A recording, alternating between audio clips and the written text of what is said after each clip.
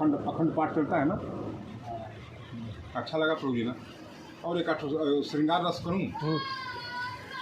परम आदरणीय हमारे नित्यदास प्रभु का आग्रह है कि कुछ श्रृंगार रस का मानस से बोला जाए।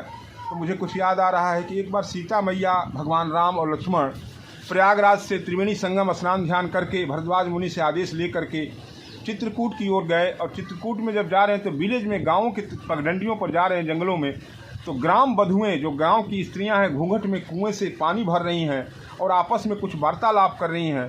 सीता जी समझ गई कि वो ये वार्तालाप कर रही हैं कि हम तीनों कौन हैं। आगे आगे भगवान सलोने रंग के और बीच में गोरे रंग के लक्ष्मण जी, अरे बीच में मैया जगत जननी सीता जी और पीछे लक्ष्मण जी।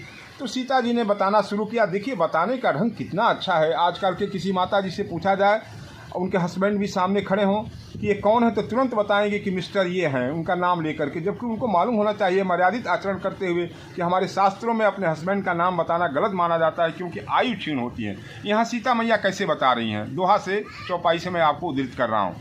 वो कहती हैं कि सहज सुभाय सुभगत न गोरे, नाम लखनु लघु देवर मोरे। जिनका स्वभाव सहज है, जो सुंदर है और गोरे रंग के हैं, उनका नाम लखन है, लक्ष्मण जी है, और वो मेरे क्या लगते हैं, देवर लगते हैं। देखिए कितना मर्यादा है। पहले वो भगवान को न बता करके अपने भगवान के छोटे भाई लक्ष्मण जी को बता रही हैं। फिर भगवान को बताना होता है तो कैसे बता रही हैं। कहते हैं कि एक अंगूठे में साड़ी की पल्लू लपेट रही हैं, एक पैर के अंगूठे से जमीन माता, धरती माता को कुरेद रही हैं, और कहती हैं कि बहुरी बदन विधुअन चल ढाकी। बहुत प्रकार से अपने आंचल को ढकते हुए सिर पर, बहुरी बदन विधुअन चल ढाकी, अपियतन चितई भौह करी बाकी। और अपने पिया की तरफ, आंखों की तरफ से इशारा करके कहती हैं, खंजन मंजू तिरछे नैननी, निज पति कहऊ